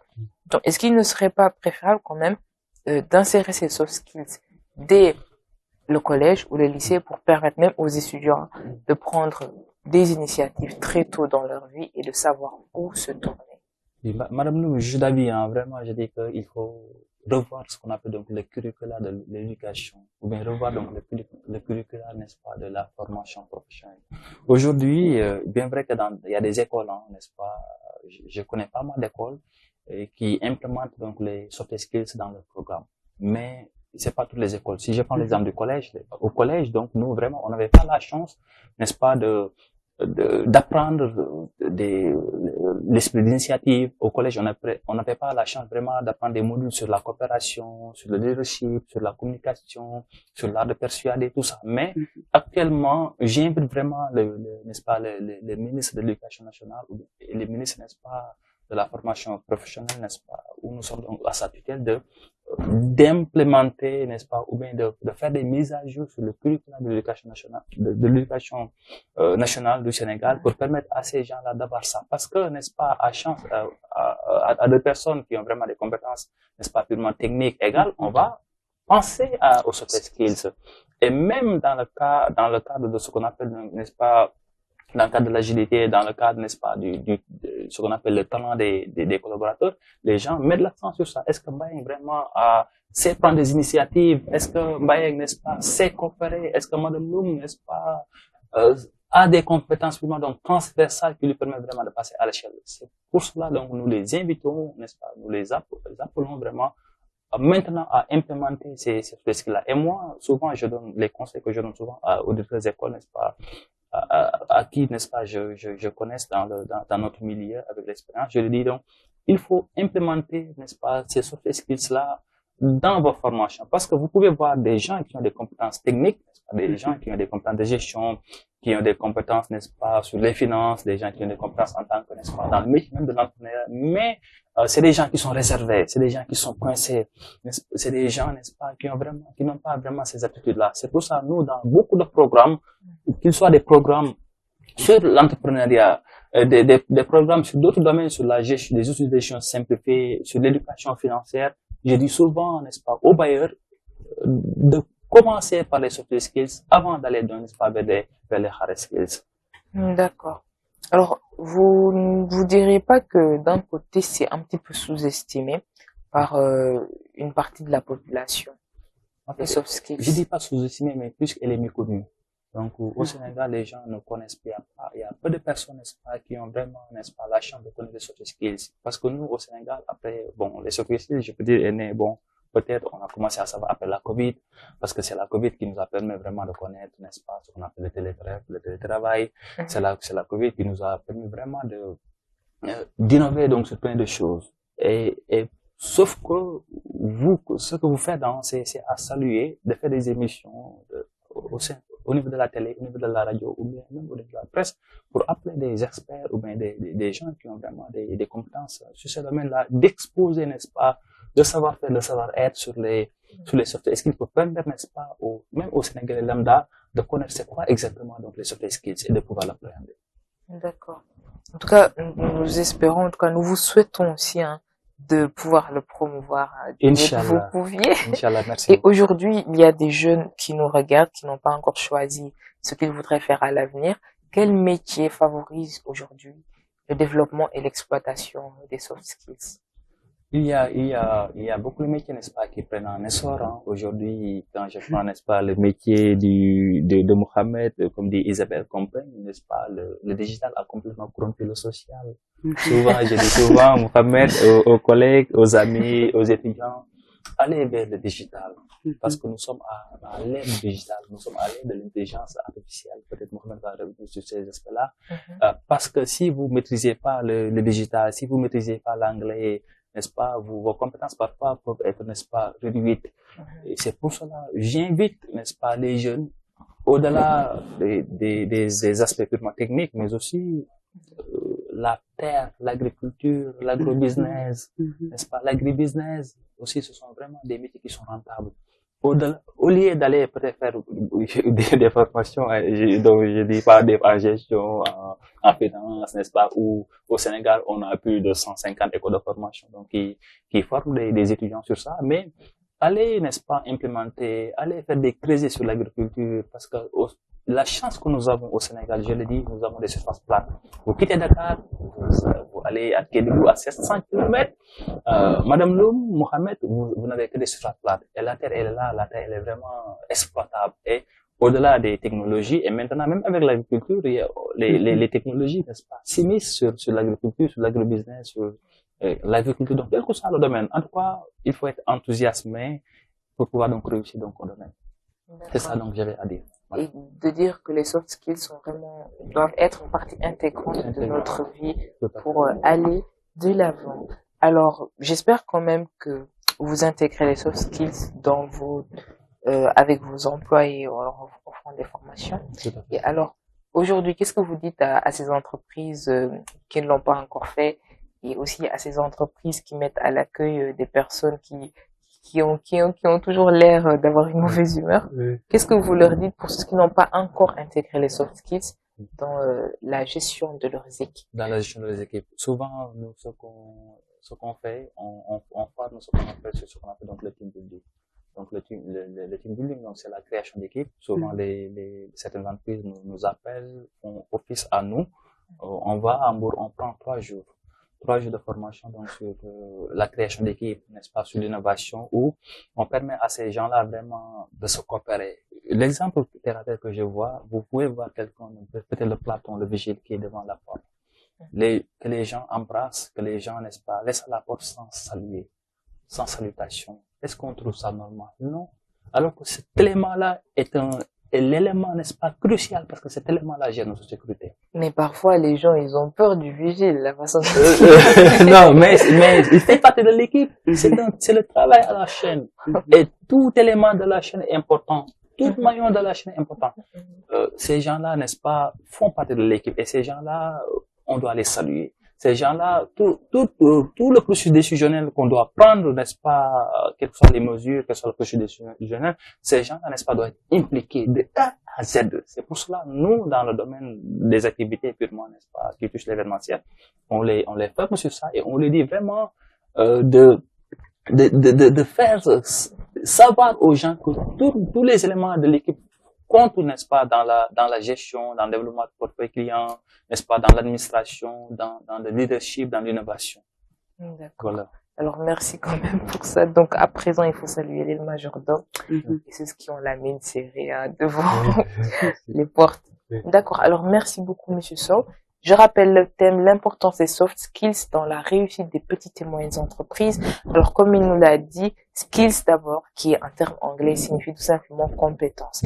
Et quand on parle de soft skills comparé à hard skills, ce sont des compétences qui sont douces, tout ce qui concerne le comportement, la manière de faire et tout. Et quand on parle de hard skills, c'est beaucoup plus les techniques. Donc, ce que l'on nous inculque, par exemple, à l'école, un métier, au fait, métier d'artisan, par exemple. Et vous aviez donné l'exemple d'une personne qui ne sait pas vendre, qui n'a pas de notion en technique de vente. Si elle possède des soft skills, elle aura beaucoup plus de facilité à vendre son produit, à le présenter et à faire en tout cas sa promotion. Et de dire qu'il y a aussi des techniques de négociation commerciale que l'on apprend dans les soft skills. Donc, il serait aussi favorable de les intégrer dans les écoles, les collèges, les lycées, avant de l'intégrer dans l'enseignement supérieur aussi. Et que l'avantage aussi des soft skills, ou bien les soft skills les plus essentiels aussi. Par exemple, dans le succès des petites et moyennes entreprises, c'est déjà la communication, la coopération, la créativité, les aptitudes managériales et aussi l'empathie dont vous dites, et que voilà, dans certaines entreprises, on voit des chefs d'entreprise quand même autoritaires. Donc, parfois ça pose problème, surtout pour la réussite de son entreprise, voilà, et qu'il ne faudrait pas quand même essayer de choisir des métiers qui vont faire en sorte que tu vas pas être en contact avec les gens. Là, il y a pas mal de jeunes quand ils finissent, ils disent que bon, je vais choisir l'informatique parce que voilà, je vais pas avoir à beaucoup parler. Donc voilà, et que la notion de soft skills, en fait, elle n'est pas sous-estimée, mais elle est, on va dire, méconnue. Donc, il faudrait la promouvoir et la faire connaître aux gens par des ateliers, des programmes, à travers aussi les associations qui sont là. Alors, pour terminer, si vous n'aviez pas quelque chose à ajouter, Monsieur Sow, qu'est-ce que vous dites à ces personnes qui ne veulent pas s'intégrer dans la vie associative, qui sont là, qui sont réservées, qui se disent que bon, je suis comme ça, je vais évoluer comme ça, alors que le monde professionnel est tout à fait différent. Qu'est-ce que vous donnez comme conseil à ces jeunes? Je pense que si on reprend les propos du président poète, ouverture et sans racinement. Et comme je dis souvent, on est tous à égale dignité. Aujourd'hui, vous pouvez vraiment avoir des compétences techniques à part égale entre Madame Loum et Mbayeng, mais les dirigeants vont voir est-ce que vraiment Mbayeng a des compétences purement, n'est-ce pas, purement théoriques, comme les sociétés font dire. C'est pour cela, d'ores et déjà, je dis aux jeunes, aux chefs d'entreprise, n'est-ce pas, aux collègues, aux gens qui sont dans le domaine entrepreneurial, n'est-ce pas, d'implémenter, n'est-ce pas, d'aller vers l'ouverture, la capacité de persuader, la communication, l'esprit de synthèse, la diplomatie, tout est question de diplomatie dans la vie. Même les États, l'exemple que je donne souvent aux États, même les États, donc après avoir vraiment qu'il y ait des tensions, les gens vont aller vers n'est-ce pas, des solutions. Et au lieu de chercher n'est-ce pas, un terme très, très convoité dans le domaine des soft skills, à savoir, n'est-ce pas, la résolution de problèmes. Et, parce que l'entreprise, le feu brûle par sa combustible. Les tensions vont venir en interne, n'est-ce pas? La pression va venir en interne.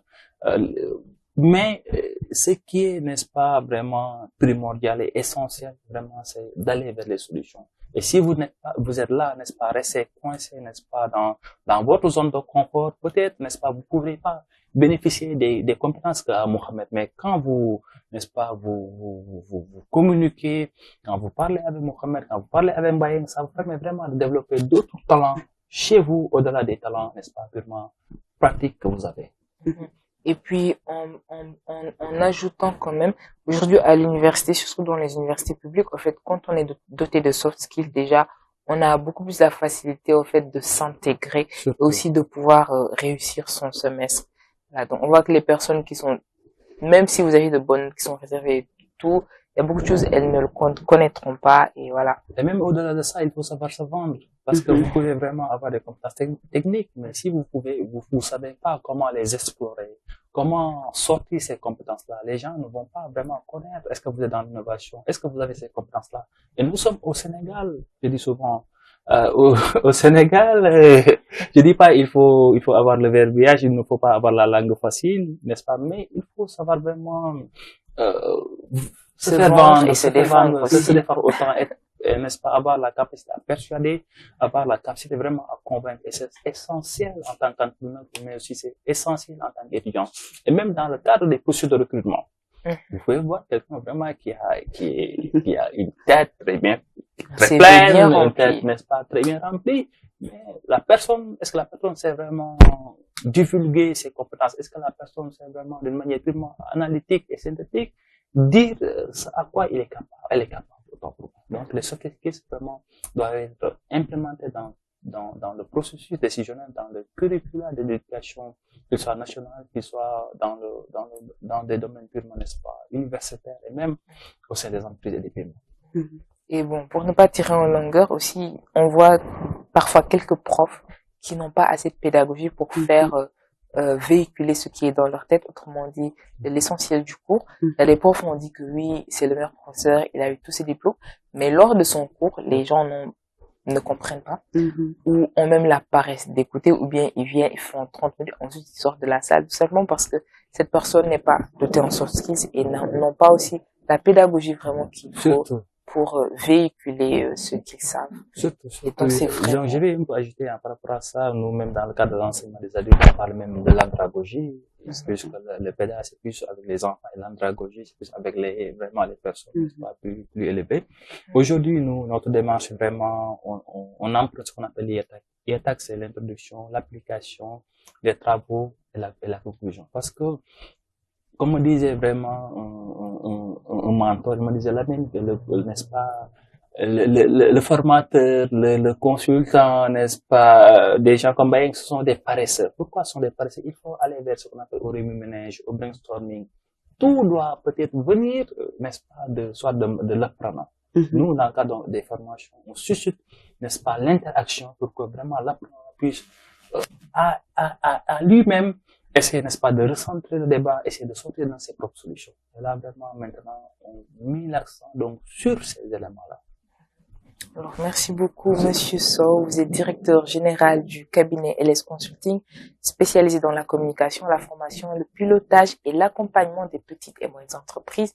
Il est également consultant et formateur en soft skills. Alors, nous avions eu comme thème l'importance des soft skills dans la réussite des PME, des petites et moyennes entreprises. Quel est votre mot de la fin aux auditeurs de la télé-école? Oui, Mbaye, à tout honneur, tout seigneur, comme j'aime le dire, hein, vraiment, c'est un immense plaisir pour nous vraiment de participer, n'est-ce pas, dans ce plateau-là de télé-école. Et nous vous en remercions davantage, remercions, n'est-ce pas, notre cher collègue Mohamed. Aujourd'hui, je dis, le conseil que je donne aux entrepreneurs, c'est vraiment d'aller se faire former, de renforcer leurs capacités, et surtout sur le domaine des soft skills, n'est-ce pas, la communication, la persévérance, l'estime de soi, le dépassement en soi, parce que ce sont des choses qui peuvent permettre vraiment d'avoir un investissement. Aujourd'hui, on se bat vraiment n'est-ce pas, de plein fouet pour permettre à ces gens-là, n'est-ce pas, d'être sur les supermarchés, d'avoir le produit dans les grandes surfaces. Et quand on parle même du design thinking aujourd'hui, ce que les Occidentaux ont eu donc n'est-ce pas, vraiment à développer, c'est ça. C'est vraiment sur la présentation de leurs produits, le packaging, l'emballage, et nous aussi vraiment, on se bat de plein fouet pour permettre aux entrepreneurs qui sont dans les régions à Dakar vraiment d'avoir aussi ces avantages-là. En tout cas, encore une fois vraiment merci, n'est-ce pas, à vous, Madame Loum, et aussi à Télé École et à moi. Je vous en prie, ça a été un plaisir de vous recevoir sur notre plateau.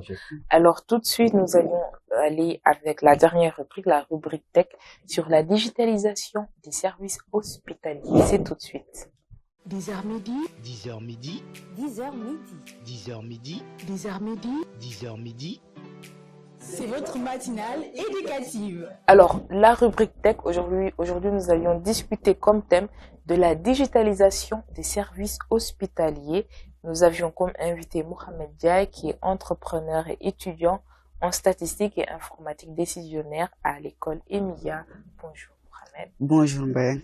Merci d'avoir accepté notre invitation. Merci, tout le plaisir est pour moi. Nous serons toujours accompagnés de Monsieur Sow, qui est là avec nous.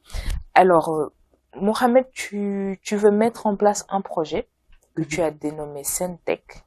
Déjà, qu'est-ce que c'est que le projet? Si on pouvait avoir le résumé, qu'est-ce que Sentech et qu'est-ce qui t'a motivé à le mettre en place? Merci pour votre question. En fait, Sentech, c'est le nom du boîte de l'informatique que j'ai mis en place il y a 2 mois en arrière. Et SenHealth, c'est le projet de digitalisation. SenHealth, comme on le dit, Suñu Santé.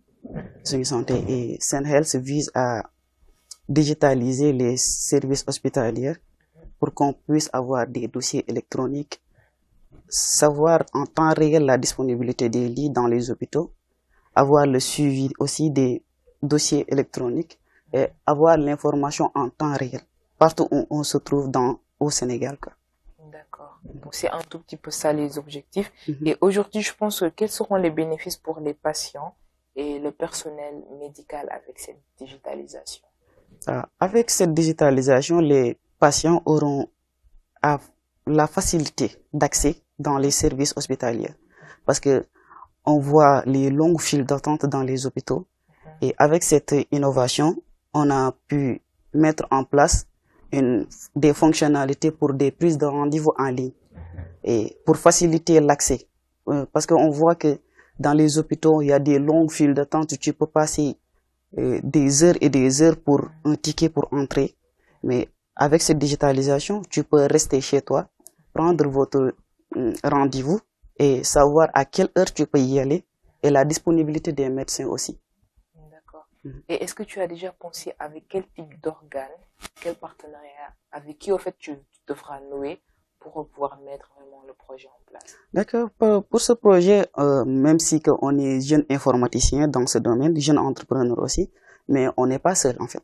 On a des mentors à l'école comme Monsieur Youssouf Diop, un expert en cybersécurité et en programmation, Monsieur Wali Diom.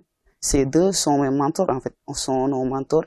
Et il y a l'équipe, la classe des statistiques et informatiques décisionnelles qui sont tous impliqués dans ce projet pour le mettre en place.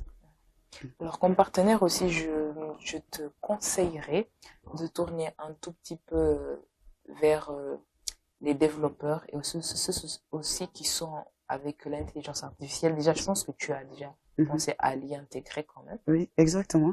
Parce que on sait que l'intelligence artificielle, même si que les gens ont peur de l'intelligence artificielle, mais on tend à aller vers l'intelligence artificielle pour les diagnostics, les recommandations pour les traitements, à automatiser le système médical de telle sorte qu'on ne va pas perdre plus de temps pour certaines recommandations ou certains traitements qui sont, je peux dire, pas grandioses, quoi. D'accord. Et quand on parle aussi d'intelligence artificielle, pour ceux qui en ont peur, déjà au Sénégal maintenant tout le monde a des iPhones et avec iPhone il y a une reconnaissance vocale, il y a notamment Siri, hein, je pense que tout le monde connaît.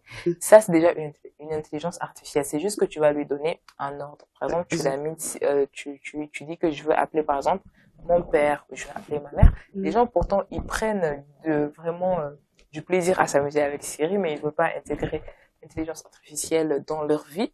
Et aussi comme partenaire, je te conseillerais les géographes. Exact. Parce que dans la géographie, il y a ceux qui sont spécialisés en géographie de la santé. Et notamment, il y a aussi ceux qui sont spécialisés carrément dans la même filière en gestion des systèmes de gestion des soins. Donc tout à l'heure, tu as dit concernant la disponibilité des lits et tout. Eux, d'habitude, quand ils sortent et qu'ils travaillent dans un hôpital, ces géographes, ils sont chargés au fait de savoir, par exemple dans l'hôpital, tout ce qui manque en matériel. Exactement. Que ce soit les matériels qu'on utilise, par exemple, pour prendre la température, tout ça, ce sont carrément eux qui le font. Et ces géographes aussi manipulent de l'informatique avec la géomatique. La géomatique, c'est vraiment l'informatique avec la géographie qu'on est en train d'allier. Et ils ont des logiciels de base de données, ils ont aussi des logiciels de cartographie et tout. Donc, ces personnes aussi pourront contribuer à ton projet. Alors, est-ce que tu as quand même des préoccupations par rapport à la protection des données personnelles? Parce que voilà, quand on parle de digital, de tout ce qui est Internet et tout, voilà, tout ce qui touche à l'Internet, la majeure préoccupation, c'est toujours la confidentialité, voilà, des dossiers des patients. Je peux dire que la confidentialité des données, protéger les données, c'est notre créneau en fait. J'ai dit tout à l'heure qu'on n'est pas seul en tant qu'informaticien, on est dans ce domaine. Parce que l'informatique, c'est trop large en fait. On peut pas tout faire. Le digital ici, c'est trop large. Donc, on a notre mentor, Monsieur Diop, qui s'occupe de cette partie du moins, pour tout ce qui est protection de données, cryptage, tout, pour la protection des données sensibles, pour les cas d'attaque, les fuites de données aussi. On a pensé à ça pour mettre en place des dispositifs sophistiqués pour protéger les patients et les professionnels de santé. D'accord. SenHealth, donc, il y a un projet qui n'est pas encore, on va dire, mis en œuvre. D'accord. Par exemple, si le projet était accepté, par exemple, par un hôpital ou par des autorités compétentes, comment est-ce que va se passer le procédé de recrutement? Est-ce qu'il y aura 2 nouvelles personnes employées qui vont maîtriser en même temps le digital de l'informatique pour pouvoir suivre ces patients et aussi pour la prise de rendez-vous? Ou est-ce que le personnel qui est déjà en place devra suivre une formation intensive à l'intérieur des hôpitaux pour pouvoir mener à bien ce programme? Je pense que c'est un gâchis de pouvoir recruter d'autres personnes pour combler ce gap, quoi. Parce que il y a déjà des personnes qui sont sur place et on peut faire des formations sur ça, former le personnel de santé pour qu'il puisse accéder à ça et former à ça aussi, quoi. Je pense que former les gens qui sont déjà sur ce domaine, qui sont des professionnels, ça sera plus facile de recruter d'autres gens. Et ça va être une perte d'argent, et former les gens pour qu'ils puissent maîtriser le digital, ça sera plus facile pour nous que de recruter d'autres gens. D'accord. Et aujourd'hui, pour que le projet soit mis en place et reconnu au Sénégal, quelle stratégie vous comptiez adopter? Parce qu'apparemment, vous êtes une équipe. Donc, quelle stratégie comptez-vous adopter pour le présenter aux autorités compétentes ou le présenter aux hôpitaux? Déjà, je remercie MIA parce que avec MIA, on a l'occasion de ils promouvoient l'entrepreneuriat et l'innovation. Grâce à eux, grâce à la CRD, on a pu avoir des partenaires comme USAID et d'autres partenaires que je vais taire leur nom pour pouvoir véhiculer le message. Parce que déjà, il y a un concours qui est au sein de l'école. Déjà, quand tu es gagnant, tu vas avoir la visibilité et du financement aussi pour tourner votre projet, pour le mettre en place. Déjà, ce projet est en phase de conception, quoi, mais pas concrète. Exactement. Et aujourd'hui, je pense que quelle difficulté va t'attendre? Quels défis qui vont venir? Des obstacles qui peuvent, au début, pourront peut-être, je dis bien, t'empêcher de mettre en œuvre vraiment ce programme? Je vais dire partie finance, et surtout aussi, quand le projet sera en place, les gens seront un peu réticents pour le changement, parce que l'être humain n'aime pas trop le changement, parce que dans les personnels de santé, quand on dit que digitalisation, certaines personnes vont penser qu'ils vont perdre leur travail, quelque chose du genre. Mais je leur rassure, c'est pas le cas, parce que c'est pour faciliter l'accès et pour faciliter tout ça qu'on a mis en place ce projet. Ce projet qui est trop big, je le reconnais, qui est trop big, parce que il n'y a pas seulement ces fonctionnalités, c'est trop grand en fait. Mais on peut pas lancer tout en un temps. Donc, région pilote, ça va être Dakar, et on va penser à nationaliser ça et s'exporter dans la sous-région, pourquoi pas, et pour que tout ça sera interconnecté, parce que le monde est interconnecté en ce moment. D'accord. Alors, bon, moi, je m'imagine déjà ce projet aller dans l'hôpital. Par exemple, lors de la COVID-19, il y avait, il fallait par exemple d'abord se laver les mains. Donc, imaginons aussi c'est intégré. Vous entrez, avant d'entrer dans l'hôpital, il y a un petit bouton là, vous pressez, vous lavez les mains. Après, on prend votre température, vous entrez dans une pièce, par exemple, vous entrez dans une pièce et là, vous parlez avec un robot ou une voix comme ça qui vient, qu'est-ce que vous avez et tout. Et directement, si c'est un problème urgent, vous êtes redirigé vers un médecin compétent. Ou si c'est, par exemple, une opération qui doit avoir lieu, on vous donne directement la date, les frais d'opération, si c'est possible d'amener une imputation, on amène tout ça. Et ça, en fait, parce que parfois, en fait, dans les postes, il y a, une rupture, par exemple, de médecins. Par exemple, dans les régions, tous les médecins ne sont pas là. Ou parfois, vous alliez dans la nuit pour accoucher, ou bien quand, dans certaines régions, par exemple, il n'y a pas de pédiatre pour les enfants. Et peut-être que cette intelligence artificielle, par exemple, si elle est intégrée, elle pourrait être formée en sorte qu'elle pourra directement vous dire quoi faire ou quels médicaments acheter s'il n'y a pas de médecin.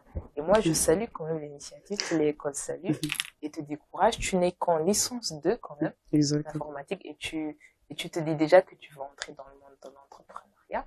Alors, bravo, et toute façon, les ressources sont là. Alors, Monsieur Sow, comparé à ce projet de la digitalisation des services hospitaliers, qu'est-ce que vous en pensez? Oui, je pense que c'est un projet vraiment innovant et à saluer, hein. Comme vous l'avez dit, au Sénégal, bon, et je dis pas, il y a le recrutement du personnel, n'est-ce pas, soignant, du personnel sanitaire, vraiment, n'est pas, les gens, vraiment, au niveau du ministère de la Santé, vraiment, je le dis, il faut vraiment recruter, puisqu'il y a beaucoup de jeunes qui sortent, n'est-ce pas, à l'université de Dakar, Exactement. à l'université de Thiès, à l'université de Ziguinchor, dans toutes les universités au Sénégal. Et si ce projet vraiment vient s'accommoder, n'est-ce pas, dans le processus, n'est-ce pas, de recrutement, dans le processus n'est-ce pas, d'innovation, ça ne fait que bénéficier, n'est-ce pas, aux Sénégalais, parce qu'aujourd'hui, les gens vraiment sont malades, tout le monde, soit souffre d'une pathologie ou d'une maladie. Exactement. Et ça vraiment, ça permet vraiment de compléter, n'est-ce pas, le travail, n'est-ce pas, des êtres humains. Comme vous l'avez dit, on pouvait aller peut-être à Kolda où bien il n'y a pas de pédiatre, et s'il y a un robot, s'il y a une intelligence artificielle qui permet, n'est-ce pas, de vous ausculter, de vous diagnostiquer, n'est-ce pas, et même de vous prescrire des médicaments, là c'est excellent. Si vous allez peut-être au fond du Sénégal où bien il n'y a pas de, n'est-ce pas, de médecin, n'est-ce pas, ou bien de dermatologue, et s'il y a un robot, une intelligence artificielle qui permet vraiment de vous diagnostiquer, de vous prescrire les médicaments, moi je dis que c'est un projet vraiment qui entre dans ce qu'on appelle de l'innovation. En quoi c'est un projet vraiment qu'il faut vraiment, je sais pas, promouvoir, n'est-ce pas, surtout pour faire la promotion, et pourquoi pas ne pas aller voir le ministère de la Santé, lui exposer le problème, parce que vous allez tantôt parler, n'est-ce pas, de financement. Et ce qui nourrit le plus souvent les projets, c'est cet aspect-là, parce que c'est le projet vraiment qui demande beaucoup de moyens financiers. Et vous pouvez essayer de voir au niveau parler au ministre de la Santé, que nous appelons, pourquoi pas, pour venir vraiment aider des jeunes entrepreneurs comme Mohamed qui sont vraiment dans le cadre de l'innovation. Et c'est ça qu'on a besoin au Sénégal.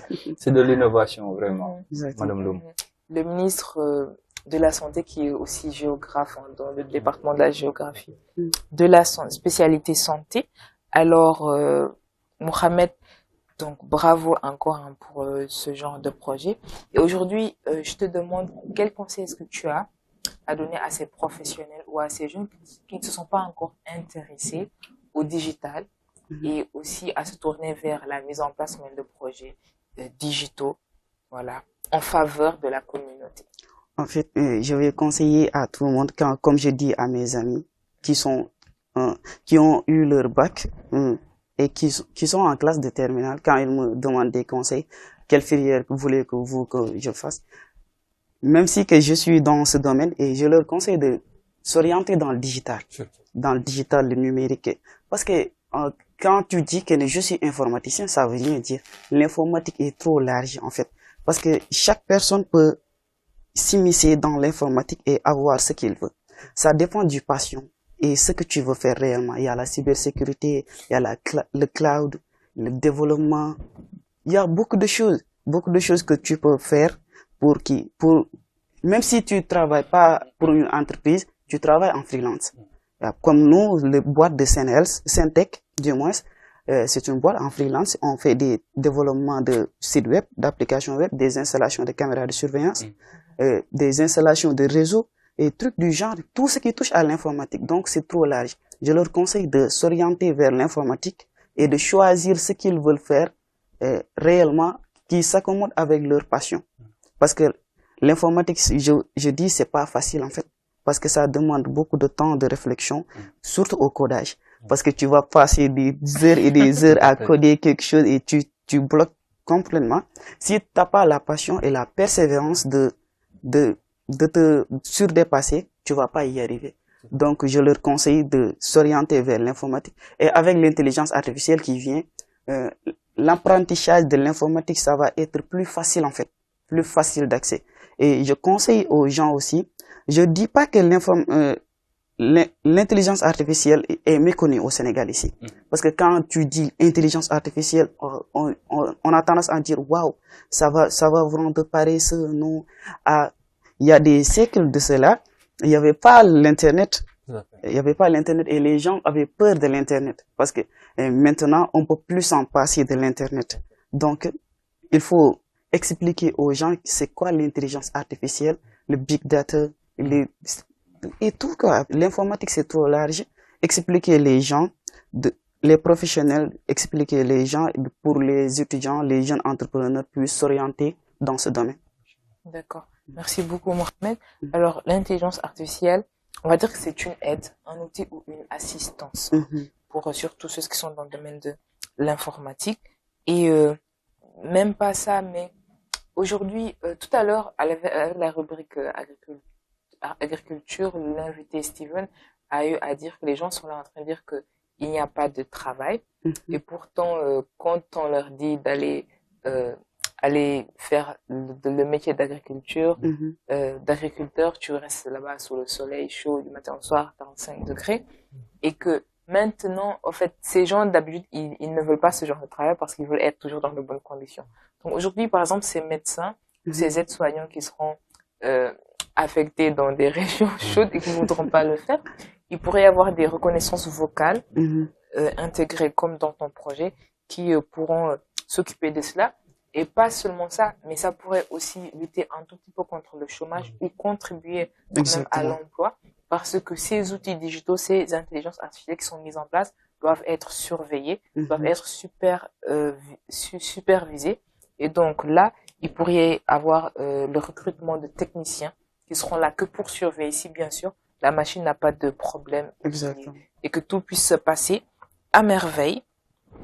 Alors, et le conseil aussi que tu donnes, le fait de se former, tout à l'heure aussi M. Sow l'a dit, l'informatique est très vaste et il faut savoir choisir où l'on va. Tout à l'heure, quand tu as parlé de codage, la semaine dernière, nous avions eu à parler de ça dans la rubrique tech.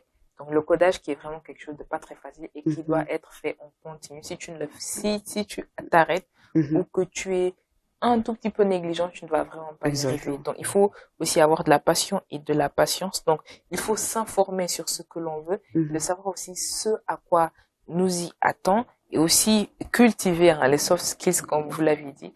Alors, je rappelle le thème, la digitalisation des services hospitaliers. Nous avions eu comme invité Mohamed Diaye, qui est étudiant en licence 2 en statistique et informatique décisionnaire à EMIA et aussi entrepreneur avec sa boîte Sentech et sa filiale SenHealth qui veut mettre en place ce genre de projet qui facilitera la prise de rendez-vous, la prise aussi de résultats parce que des fois on se dit que les résultats vont sortir une semaine après, 2 semaines et le fait de venir de loin quand même et de venir juste pour prendre un résultat, surtout pour les personnes âgées, c'est vraiment quelque chose de très difficile. Donc un projet qui pourrait vraiment aider aussi à la gestion des hôpitaux concernant le matériel, le personnel, mais aussi la gestion des patients. Et aussi, ça permettra de faire automatiquement, on va dire, une catégorie, par exemple, des maladies les plus qui nécessitent le plus de soins dans telle ou telle région et aussi vraiment le type de médecin qu'on a besoin. Si on a besoin d'un médecin pédiatre, on va savoir exactement quelle personne est-ce qu'on doit affecter à quel poste pour pouvoir résoudre ces problèmes et aider en tout cas la population à vivre dans de meilleures conditions.